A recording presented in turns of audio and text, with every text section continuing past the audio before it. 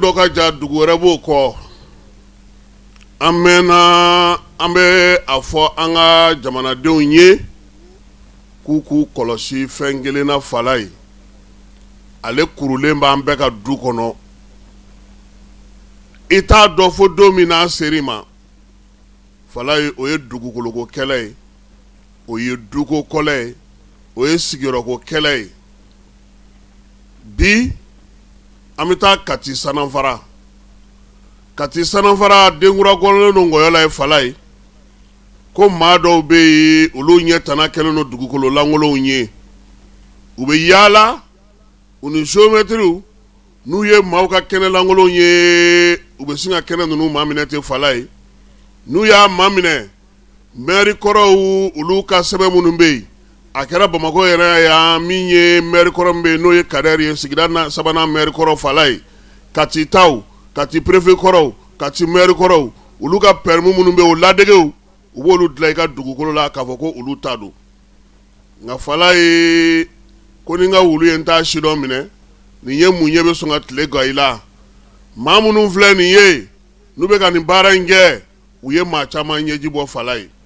se tɛ minnu ye dabali tɛ minnu ye ka n'i ka so jɔ i ka dugukolo kɛnɛ jɔlen sɔrɔ k'i ka kɛnɛ labilalen sɔrɔ kɔlɔn selen don a la yɔrɔ dɔ fɛnɛ don u bɛ sin k'a lakori ten k'a k'u ta ye ka tile minɛ k'a bila k'u ka gardien sigi a da la bi ko nin de ɲɔ ɲɛnen don kosɛbɛ Kati Sanafara yɛrɛ dɔrɔn tɛ Mali fan caman fɛ fala ye nin baara in bɛ yen nka kɛrɛnkɛrɛnnenya la Kati Sanafara ta o de bɔra dogo la nin waati in na kabi u bɛ nkalon ta ka da maaw la karisa de y'an bila a la karisa de y'a kɛ tan u bɛ taa sɛgɛsɛgɛ ka jɔ u la fo sisan u yɛrɛ nana fɔ sisan u ye maa minnu dɔw ka so lakori k'olu t'a lajɛ k'u k'a feere u ma wa olu tigiw fana ko petu fala ko la gɛlɛya ye mun ye i b'o dɔn n'i ka nin dugukolo minɛ n'i la tancogo la hali n'o y'a sɔrɔ e t'a don titre foncier b'i bolo sariya de b'aw fara ka bɔ ɲɔgɔn na o sariya ko fana n'i ma farati ni kan t'i da i bɛ san kelen kɛ o duuru naare jukɔrɔji la a ko tɛ se ka ɲɛnabɔ permis ani maa min ka titre foncier b'a bolo fala ye o sera sariya t'a la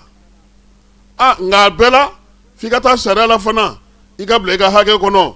dɔw bɛ yen olu tɛ nin signer olu ta minɛnen d'u la permis fɛ ka taa yira k'a fɔ ko olu ta ye dugukolo ye bi nin de gɛlɛya bɛ yen bi wa kiiritigɛ sow caman falen don nin kiiri n'a ɲɔgɔnna de la o la an b'a ɲini ɲɛmaaw fɛ fala ye maa minnu bɛ dugukoloko kunna jalamugutigi in dɛ de Imran ale kun ko k'u bɛ jumɛn kɛ ko titre jumɛn an ka so fanfɛla ninnu b'a la dɛ k'an ka taa titre foncier ta o tɛ ɔ ti Kati Sanafara fana lajɛ o ka t'o titre foncier joona n'o tɛ yɔrɔ maa bɛ nkalon bɛɛ lajɛlen la bolokɔden na k'a bolila ni muso ye o wa ninnu ta in u n'u bɛnbagaw de ma bɛn fɔlɔ fala ye u kɔni kɛlen don ka maa caman ɲɛji bɔ bi wa n'i y'u wele kuma b'u da a ka bon hakili ma nka dɔw ta la olu taara n'u ye kiiri la dɛ mɔgɔ dɔw ko k'olu tɛ jɛn n'a ye bi u tɛ jɛn n'a ye sini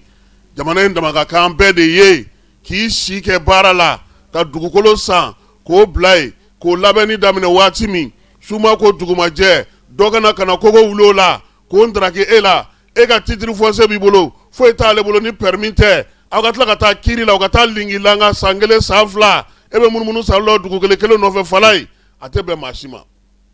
nka dugukolo fana ma san hakili la waati dɔ b'a la i kan k'a jɔ dɛ o b'a la dɛ o tɛ n da ye dugukolo ye tiɲɛ ye nka waati dɔ fana bɛ yen n'i tɛmɛ n'o kan nka o fana tɛ maa yamaruya e ka taa ta k'a fɔ i fana ta ye kuma tɛ ni titre b'a la an b'a ɲini ɲɛmaaw fɛ fala ye u ka nin ko in jateminɛ an bɛ to dugukoloko kelen hukumu kɔnɔna na